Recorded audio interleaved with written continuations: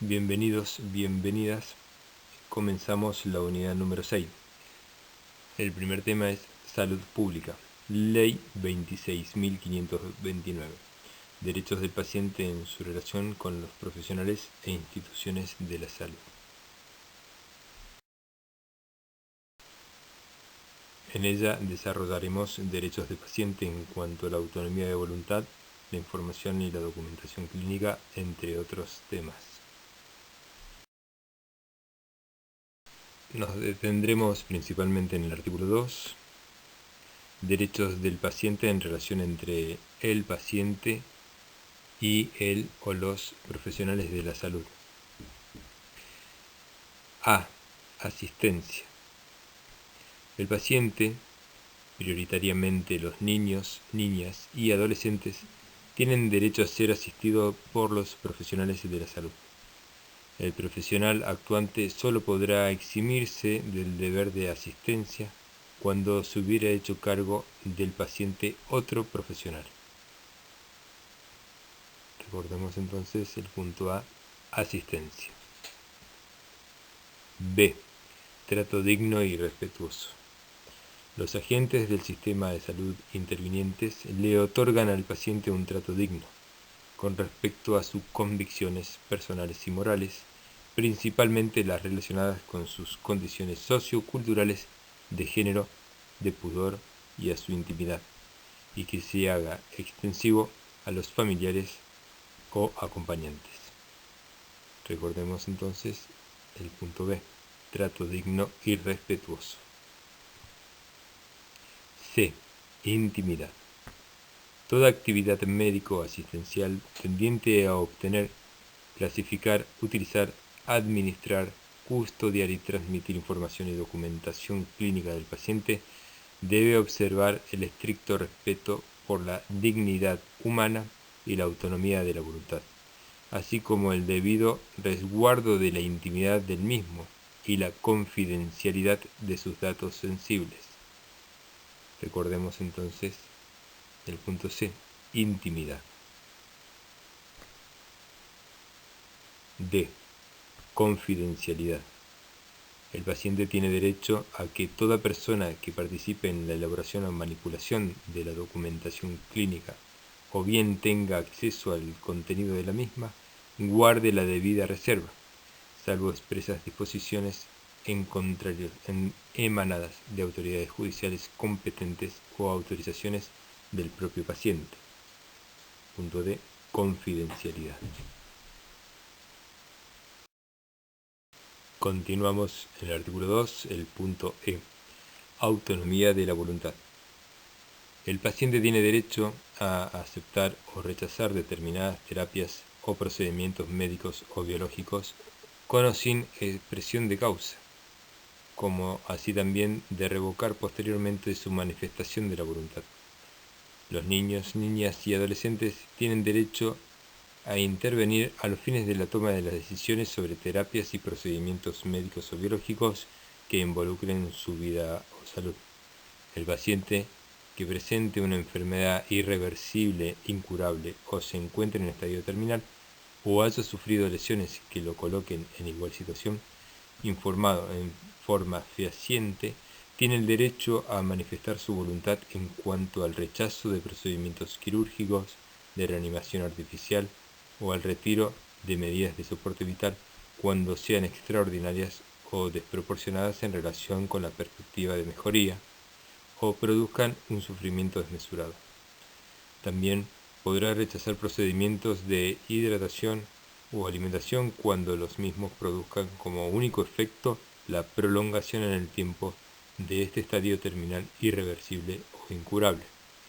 En todos los casos, la negativa o el rechazo de los procedimientos mencionados no significará la interrupción de aquellas medidas y acciones para el adecuado control y alivio del sufrimiento del paciente. Recordemos entonces el punto E, autonomía de la voluntad. F. Información sanitaria. El paciente tiene derecho a recibir información sanitaria necesaria vinculada a su salud. El derecho a información sanitaria incluye el de no recibir la mencionada información. Punto F. Información sanitaria. G. Interconsulta médica. El paciente tiene derecho a recibir información sanitaria por escrito, a fin de obtener una segunda opinión sobre el diagnóstico, pronóstico o tratamiento relacionados con su estado de salud. Entrando entonces en el capítulo 2 de la información sanitaria, el artículo 3 define: entiéndase por información sanitaria aquella que, de manera clara, suficiente y adecuada a la capacidad de la comprensión del paciente, informe sobre su estado de salud, los estudios y tratamientos que fueron menester realizarle y la previsible evolución, riesgos, complicaciones o secuelas de los mismos. Del artículo 4 hablamos de autorización. La información sanitaria solo podrá ser brindada a terceras personas con autorización del paciente. En el supuesto de incapacidad del paciente o imposibilidad de comprender la información a causa de su estado físico-psíquico, la misma será brindada a su representante legal o cónyuge que conviva con el paciente, el conviviente o quien esté a cargo de la asistencia o cuidado del mismo, y los familiares hasta el 4º grado de consanguinidad. Entrando ya en el capítulo 3, hablamos del consentimiento informado.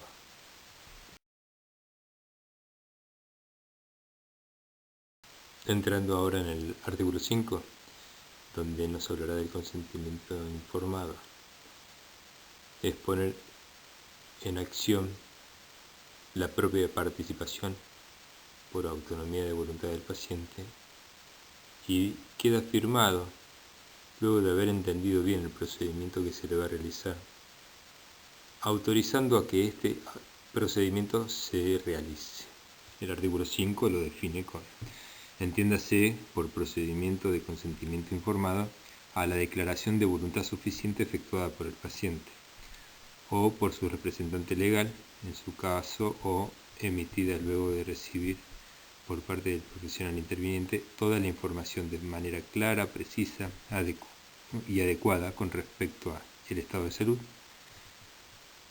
el procedimiento propuesto con especificación de los objetivos perseguidos, los beneficios que se esperan de ese procedimiento, los riesgos, molestias y efectos adversos previsibles, la especificación de los procedimientos alternativos y sus riesgos, beneficios y perjuicios en relación con el procedimiento propuesto, las consecuencias previsibles de la no realización del procedimiento propuesto o de los alternativos especificados, el derecho que le asiste en caso de padecer una enfermedad irreversible, incurable, o cuando se encuentre en estadio terminal, o haya sufrido lesiones que lo coloquen en igual situación, en cuanto al rechazo del procedimiento quirúrgico o de hidratación y alimentación, de reanimación artificial o de retiro de medidas de soporte vital, cuando sean extraordinarios o desproporcionados en relación con las perspectivas de mejoría,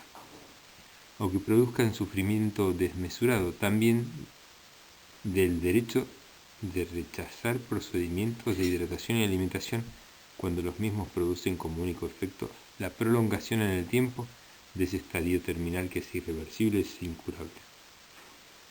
El derecho a recibir cuidados paliativos integrales en el proceso de atención de su enfermedad o padecimiento. Continuamos con la ley 26.529. Hay que entender entonces que el consentimiento informado se da luego de haber entendido bien el procedimiento que se aplica. Entonces, el carácter es obligatorio. Toda actuación profesional en el ámbito médico-sanitario, sea público o privado, requieren el previo consentimiento informado del paciente. Ahora bien, en el supuesto de incapacidad del paciente o imposibilidad de brindar el consentimiento informado a causa de un estado físico o psíquico, el mismo podrá ser dado por las personas mencionadas en el artículo 21 de la Ley 24.193, que detalla con orden de prioridad, enumerada de 1, 2, 3, 4, 5 hasta la séptima, cuáles son esas personas que pueden dar consentimiento. Nombra a los padres, a los hermanos, a los cónyuges, y así ustedes después la podrán chequear. Esto es sin perjuicio de la aplicación del párrafo anterior. Deberá garantizarse que el paciente, en la medida de sus posibilidades, participe en la toma de las decisiones a lo largo del procedimiento que se le está realizando.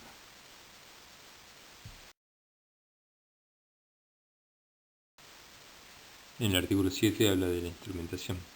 El consentimiento será verbal con las siguientes excepciones, que serán por escrito entonces en casos de internación, intervención quirúrgica, procedimientos diagnósticos terapéuticos invasivos, procedimientos que implican riesgo, en las revocaciones y en los supuestos previstos en el inciso G del artículo 5, que los mencionaba como personas que están en situaciones terminales, que son incurables. Estas son las excepciones a la regla. Recuerden entonces que deben ser por escrito. Otro punto de gran valor, el artículo 8 explica las exposiciones con fines académicos.